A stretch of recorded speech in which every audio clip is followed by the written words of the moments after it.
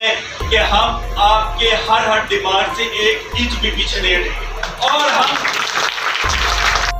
इनको पूछने वाला कोई नहीं था यहाँ पे। ये मर्जी से आना और मर्जी से चले जाना। इजारादारी हॉस्पिटल की बना रखी है इन लोगों ने अपनी। इन लोगों ने अस्पताल के अंदर एक प्रेशर ग्रुप बनाया हुआ है। जो भी अस्पताल के अंदर एमएस आया है, जिससे इनको काम के लिए कहा है, इनका यही वतीरा है।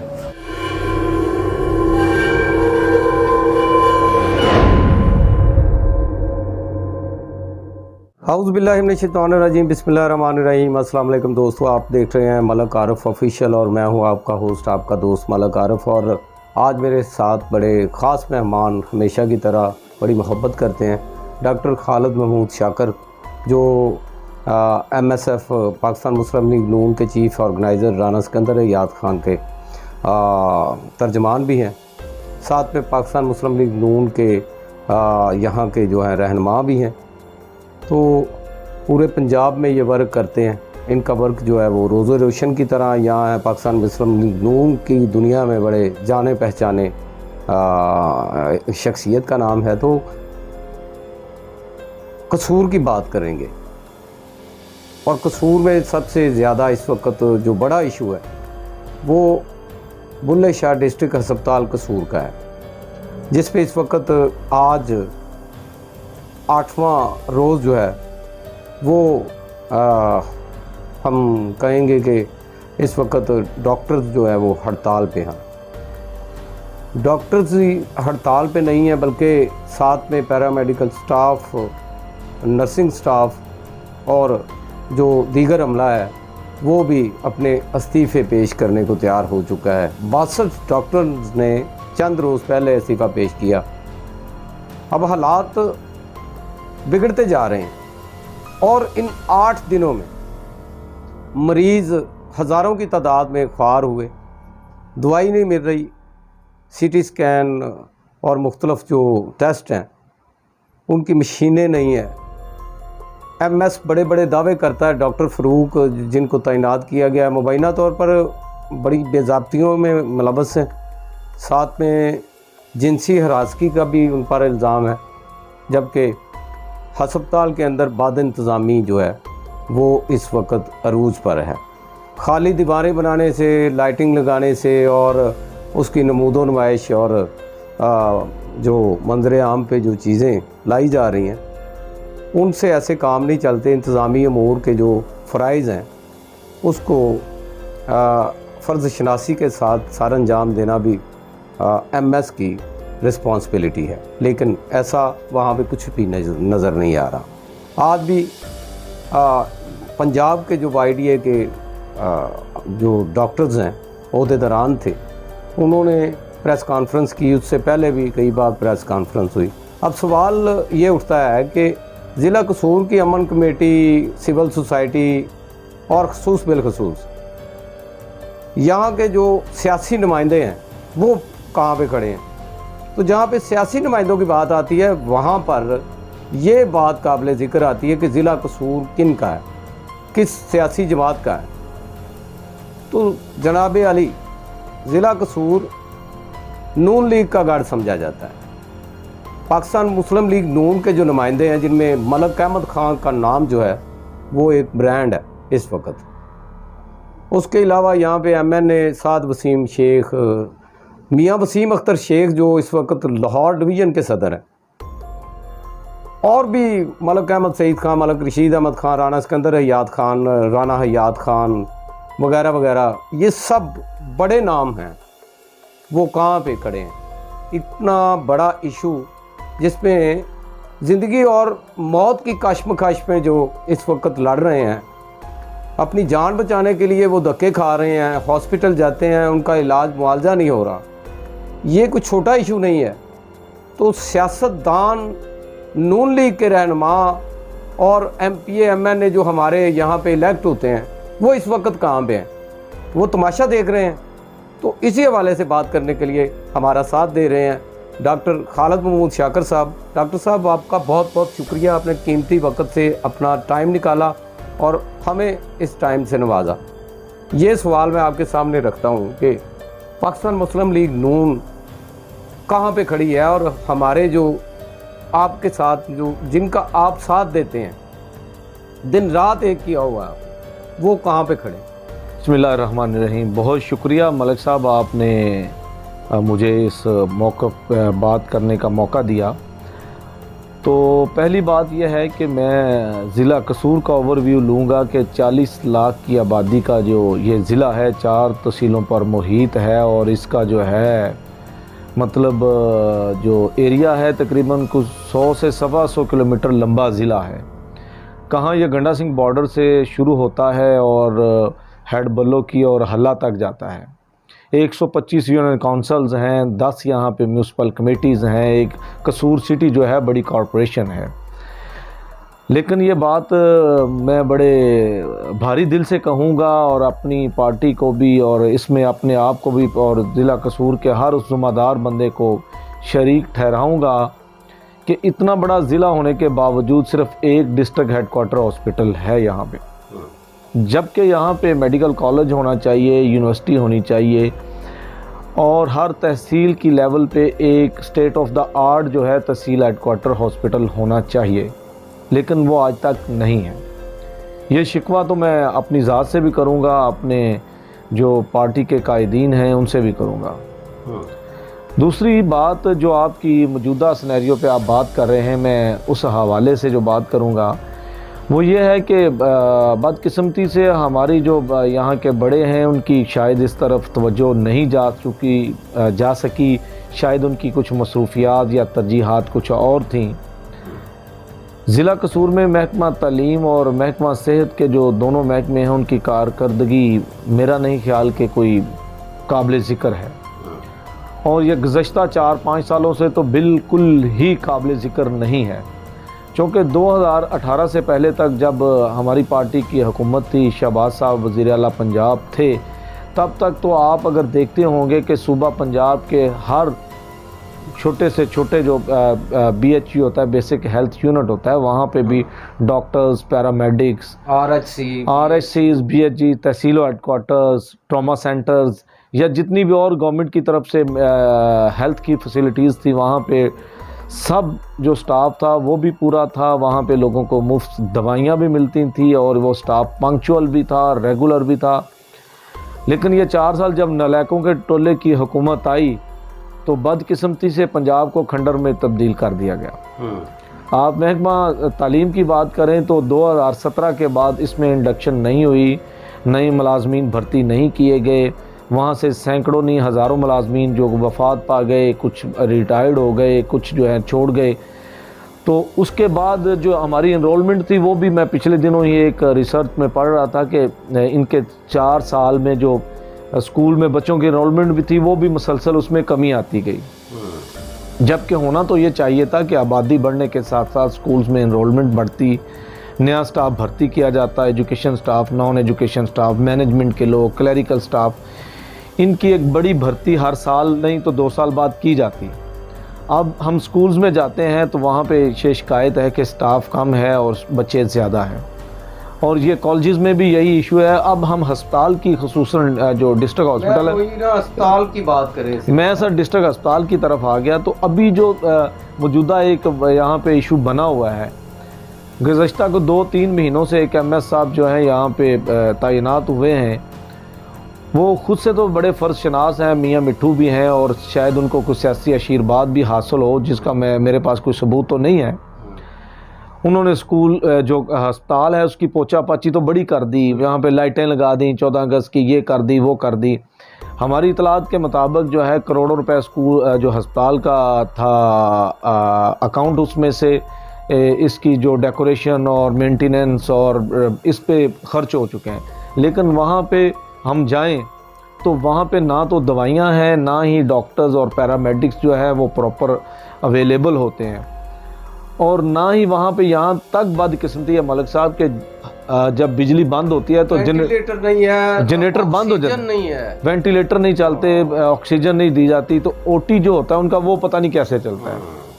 तो एक तरफ डॉक्टर्स हैं, पैरामेडिक्स है, दूसरी तरफ MS साहब है।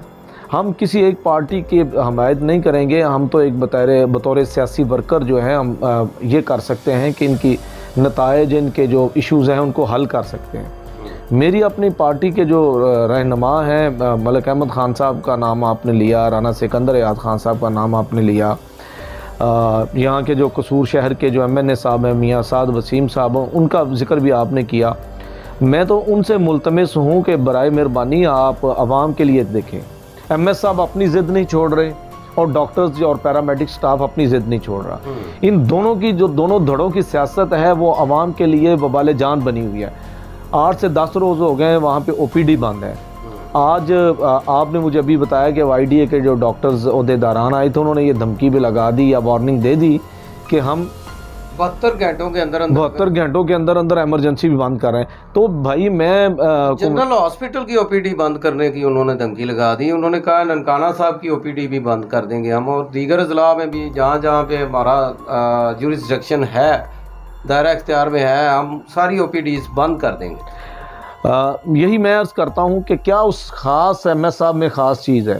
एक तो उनका जो मेरी भी उनसे 1-2 बार मुलाकातें हुई। सेक्रेटरी हेल्थ अली जान साहब भी उनके साथ मिले हुए हैं। यहाँ के जो डिप्टी कमिश्नर जो कसूर हैं अरशद भट्टी साहब, वो उनसे पूछ के फैसला लिखते हैं कि जी आप अस्पताल के मुतल्लिक अगर कोई बात करें ना तो वो जैसे डॉक्टर फरूक कहता है वैसे करूँगा। चलें, पर इस बात का देखें, मेरे पास तो ऐसा कोई इस तरह का सबूत नहीं है कि वो अली जान साहब के चहेते हैं या किसी और के चहेते हैं। लेकिन अगर वो अली जान साहब के भी चहेते हैं तो अली जान साहब को पब्लिक के नुमाइंदे नहीं हैं। ही इज़ पब्लिक सर्वेंट, तो उन्हें पब्लिक डिलीवरी पे तवज्जो देनी चाहिए। जो पब्लिक के हक़ में बेहतर है वो करना चाहिए। डिप्टी कमिश्नर साहब की बात है, मैं उनसे भी एक मुल्तमिस हूँ, दरख्वास्त करूँगा कि बराए मेहरबानी आप हेल्थ अथॉरिटी के चेयरमैन होते हैं डिस्ट्रिक्ट के, तो आप इस इशू को as soon as possible take करें ताकि लोग जो है ना आसानी से अपनी ज़िंदगी गुजार सकें। आप डिस्ट्रिक्ट अस्पताल में जो मैंने आपसे अर्ज़ कर रहा था, कुछ शिकायत ये भी हैं कि MS साहब जो है लोगों को मुअत्तल करते हैं, उसके बाद उनसे पैसे वसूल करते हैं और उनके बाद बहाल कर देते हैं। लेकिन ऐसा हमारे पास इसका भी कोई सबूत नहीं है। नहीं, उनके ऊपर एप्लीकेशंस हमारे पास मौजूद है, इतनी मोटी फाइल है डॉक्टर्स के पास, जिनसी हरासगी के एप्लीकेशंस भी उनके पास हैं, जबकि उनके पास लिखा पड़ा सारा कुछ है कि वो AC भी लगवाए उसने डॉक्टर्स हजरात से पैसे लेकर, उसने झंडियाँ लगवाई 14 अगस्त पे, झंडे लगवाए, जितना भी काम किया हॉस्पिटल के अंदर वो सारा डॉक्टर्स ने पे किया अपनी जेब से। उसके अलावा जो साइकिल स्टैंड बना हुआ है उधर मोटरसाइकिल पार्किंग वगैरह के लिए, उनसे 4 लाख रुपया लिया, ये भी इल्ज़ाम है MS साहब। देखिए ये सारे इल्ज़ामात हैं। आप जिनसी हरासगी एक बड़ा हीनियस क्राइम है और कसूर तो इस हवाले से पहले भी बड़ा बदनाम है। अगर कुछ इस तरह की सिचुएशन है तो मैं जो आला ऑफिसर्स हैं, चूँकि इस वक्त किसी की कोई सियासी गवर्नमेंट है नहीं, इस वक्त केयर टेकर निगरान सेटअप चल रहा है, तो मैं वज़ीर आला पंजाब हैं या जो दूसरे ज़िम्मेदारान हैं ऑफिसर्स हैं, मैं उनसे गुजारिश करूँगा कि एज़ सुन एज़ पॉसिबल इस मामले को टेक ओवर किया जाए। अगर कुछ इस तरह की शिकायत दुरुस्त हैं तो यकीनन MS साहब जो डॉक्टर फ़ारूक हैं उनको बड़ी जो कानून के मुताबिक सज़ा मिलती है वो मिलनी चाहिए। अगर ये उनके ऊपर इल्ज़ामात हैं और ये झूठी खबरें हैं तो मेरे ख्याल में उन लोगों को भी शटअप कॉल मिलनी चाहिए जो इस तरह की बातें करते हैं। वो डॉक्टर साहब, मेरा मतलब ये है या आम आदमी का मकसद ये है कि हमें इलाज मुआवजा मिलना चाहिए। अगर उनके आपस में आपसी कोई तनाज़ात बढ़ गए हैं, कोई झगड़ा बढ़ गया है, तो उसमें जो मुअज़्ज़िज़ीन हैं, जो सियासतदान हैं यहाँ के, जो सिविल सोसाइटी है, उनको चाहिए कि चलें MS का अगर तबादला नहीं हो रहा तो कम से कम इनका आपस में कंप्रोमाइज़ करवा दिया जाए, पैचअप करवा दिया जाए। देखें जी, बात पता है क्या है, सरकारी नौकरी में तबादला होना कोई बड़ी बात नहीं है, इसमें कोई इतनी बड़ी बात नहीं है। मैं समझता हूँ जो भी बंदा आवाम के जो तवक्कुआत हैं या जो उसकी फ़राइज़ करदा ड्यूटीज़ हैं वो अच्छे तरीके से परफॉर्म नहीं कर रहा तो उसको कोई हक़ नहीं है वहाँ पे उस सीट पे बैठने का। मेरा पिछले दिनों मतलब जाने का इत्तफाक हुआ, वहाँ पे एक स्पेशलिस्ट डॉक्टर हैं, ऑर्थोपेडिक के सर्जन हैं, डॉक्टर खालिद शफी, मेरी उनसे मुलाकात हुई किसी सिलसिले में, तो उनका रवैया मरीज़ों के साथ इंतहाई नारवा था। यही बात मैंने MS साहब से जब शिकायत की तो मैंने उनके आगे ये बात रखी तो MS साहब ने उनकी वकालत कर दी। आज ये एक दूसरे के गुत्थम गुत्ता हैं, तो हम क्या करें, ये इनकी अपनी की सियासत है, ये सारे माल कमाऊ प्रोग्राम है। डॉक्टर्स भी वहाँ पे नहीं बैठते, अपने अपने प्राइवेट क्लिनिक्स बनाए हुए हैं, वहाँ पे मरीज़ों से बड़ी तमीज़ से बात भी की जाती है, बल्कि ऐसे लगता है जैसे 5 स्टार होटल में आप आ गए हैं। लेकिन जब आप हॉस्पिटल में जाते हैं तो वहाँ पर भी है। यहाँ तक शिकायत ये भी हैं कि जनाब जो मेडिकल बोर्ड होता है MLCs के लिए, उसमें भी पैसे चलते हैं। तो इस पे एक चीज़ से शायद आपका इख्तलाफ होगा या बड़े लोगों को इस पे तनकीद भी होती है कि जो सरकारी इदारे में उनमें सियासी मदाखलत नहीं होनी चाहिए। मैं समझता हूँ अगर सियासी मदाखलत नहीं होगी तो ये ऑफिसर जो है ये तो नोच नोच के खा जाएंगे, इनको तो कोई पूछने वाला है ही नहीं। आप देखें 8 से 10 दिन हो गए सेक्रेटरी हेल्थ जो है उनको देखना चाहिए, DG हेल्थ जो उनको देखना चाहिए। की जो पे है वो आपको पता है कितनी, 1.5 से 2 लाख रुपए ये पे ले रहे हैं। नर्सिंग स्टाफ जो वो भी लाखों में पे लेते हैं। तो मतलब उनका तो सिस्टम चल रहा है, वो एक दिन हड़ताल कर लेते हैं, 2 दिन कर लेते हैं, आप 8 दिन गुजर चुके हैं वो हड़ताल पे हैं, उनकी पे तो चल रही है, पैसे तो उनके पास आ रहे हैं। सर नुकसान आवाम का हो रहा है, मरीजों का नुकसान। इसमें मैं अर्ज़ करूं पाकिस्तान भर में जो सूबा पंजाब है, पैरामेडिक्स और डॉक्टर्स और स्पेशलिस्ट हेल्थ के जो लोग हैं सबसे ज़्यादा सैलरीज देता है और उनको फैसिलिटेट करता है। और मेरे ख्याल में ये एक बड़ा बाइज़्ज़त और अंबिया का पेशा भी है जो एक जो लोगों को इलाज मुआलजे की सहूलतें फराहम करना है। लेकिन आपकी बात दुरुस्त है, अगर एक डॉक्टर 1.5 लाख रुपया ले रहा है तो उसके आपको उसके अंगेंस्ट लोगों को डिलीवरी भी देनी चाहिए। अगर एक हमारी बहन जो है नर्स है वो अगर कोई 70-80 हज़ार या लाख रुपए वसूल कर रही है गवर्नमेंट से तो वो भी उसके लिए ज़रूरी है, वो तो एक मसीहा है मरीज़ों के लिए, वो अच्छे अखलाक से बोले, अच्छे लोगों से अच्छा खंदा पशानी से पेश आए। तो मुख्तसर ये है कि हमारी ये बड़ी बदकिस्मती है और हमें जो डिस्ट्रिक्ट हॉस्पिटल कसूर है इसको दुरुस्त करने के लिए मैं दरख्वास्त करूँगा तमाम पॉलिटिकल पार्टीज़ के जो लोग हैं, चुनिंदा लोग हैं, बल्कि जो हमारी पार्टी के लोग हैं, उनको जितनी जल्दी हो सके इस मामले को सीरियस अंदाज में ले के, बड़े संजीदा अंदाज में ले के इसका जो है ना हल करना चाहिए। अगर उसमें MS साहब कसूरवार हैं तो उनको कोई हक़ नहीं है कि वो कसूर में रहें। अगर उसमें जो डॉक्टर्स हैं जो समझते हैं कि हम यहाँ के फ़िरौन हैं और वो डॉक्टर्स अगर वो गलत हैं तो उनको भी, हमारे पास फ़िलहाल तो उसके कोई सबूत मौजूद नहीं है, क्योंकि ये चीज़ें प्रूव तब होंगी जब ये इंक्वायरी होगी, बातें चलेंगी। लेकिन मेरा नहीं ख्याल कि MS साहब को इस वक्त रहना चाहिए, उनको एज़ पॉसिबल जो यहाँ से रिमूव कर देना चाहिए, नया डॉक्टर लगाना चाहिए और तमाम मामले की इंक्वायरी करनी चाहिए। बहुत अच्छी बातें की जी इन्होंने। इस्लाह अहवाल के इक़दामात के हवाले से सियासतदानों को अपना रोल प्ले करना चाहिए। हस्पताल में जो इस वक्त इशू चल रहा है उसमें MS को ख़ुद लेफ़्ट हो जाना चाहिए, ना सिर्फ उसको रिमूव करना चाहिए यहाँ से। तो उसकी इज़्ज़त वैसे इसी में ही है कि वो ख़ुद छोड़ जाए। सेक्रेटरी हेल्थ के साथ उसके ताने बाने मिलते हैं, उसको चाहिए कि सेक्रेटरी हेल्थ को कहे कि ख़ुद यहाँ से ट्रांसफ़र करवा ले, तो ये उनके लिए भी, उनकी सेहत के लिए भी अच्छी चीज़ है। वरना डॉक्टर्स के आगे पूरे पंजाब के जहाँ पे डॉक्टर एक पेज पे आ जाएं, वहाँ पे एक MS क्या करेगा। और ऐसा MS भी जो ईमानदार भी ना हो, जिस पे जिनसी हरासगी के इल्ज़ामात भी हों। और डॉक्टर साहब एक बात मैं भूल गया हूँ, लेकिन टाइम शॉर्ट है, हमारे नाजरीन के पास भी इतना टाइम नहीं होता कि वो इतनी लंबी वीडियो देख सकें। मैं वो ख़ुद बात कर देता हूँ, उसका मुझे जवाब नहीं चाहिए, उसका आपसे जवाब नहीं चाहिए, मुझे ज़िम्मेदार लोगों से जवाब चाहिए, यहाँ की अथॉरिटीज़ से जवाब चाहिए, ब्यूरोक्रेसी से जवाब चाहिए कि जिन लेडीज़ डॉक्टर्स और नर्सिंग स्टाफ ने ये वहाँ पे प्रेस कॉन्फ्रेंस के दौरान इल्ज़ाम लगाया है MS के ऊपर कि ये हमारे साथ बदअखलाक़ी करता है, हमारे साथ शैतानी हरकत करता है, ये MS की नीयत ठीक नहीं है। तो उन्होंने अपने तहफ़्ज़ात का इजहार किया। अब सोचने वाली बात यह है कि वो, और काबिल फ़िक्र बात है कि उन नर्सिंग स्टाफ का और उन लेडीज़ डॉक्टर्स का वालिदैन या उनके भाई उनको हॉस्पिटल जाने के लिए कैसे परमिशन देंगे, या दूसरी जो लेडीज़ वहाँ पे काम करती हैं उनके वालिदैन भी ये जब सुनेंगे कि वहाँ पे तो ये हालात चल रहे हैं, उनके ऊपर क्या बीतेगी। वो अपनी बेटियों को, अपनी बहनों को कैसे हॉस्पिटल में भेजेंगे, वो ड्यूटियाँ कैसे करेंगे। बिल्कुल आप दुरुस्त फरमा रहे हैं मलिक साहब। बात पता ही क्या है, बात यह है कि MS साहब का बदतमीज़ होना जो है ना वो तो साबित हो चुका है, लेकिन उनके ऊपर जिनसी हरासगी या दूसरे इल्ज़ामात हैं उसके हमारे पास कोई इस तरह के सबूत नहीं है। अगर ऐसा है तो ये काबिल फ़िक्र बल्कि परेशानी वाली बात है। और मैं बार बार एक लफ्ज़ इस्तेमाल कर रहा हूँ कि इस मामले को खुदारा जल्दी से हल करे ताकि आवाम जो है ना वो इलाज मुआवजे की सहूलतों से मुस्तफ़ीद हो।